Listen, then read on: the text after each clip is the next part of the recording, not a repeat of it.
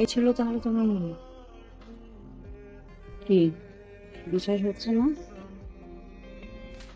বিশ্বাস হলো? এই থাপ্পড়টা কেন দিলাম জানো?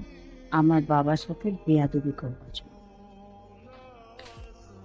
এটা দিলাম আমার ফ্রেন্ডশিপকে না বুঝে তুমি প্রপোজাল দেওয়ার জন্য। এটা দিলাম আমি যখন ওকে না বললাম এটাকে এত ইজিলি মেনে নিয়ে জাস্ট চলে যাওয়ার জন্য আর আমার ভালোবাসাকে না বোঝার জন্য। এটা দিলাম এতগুলো রিলেশনশিপ কোন ভালো ছেলে করে না।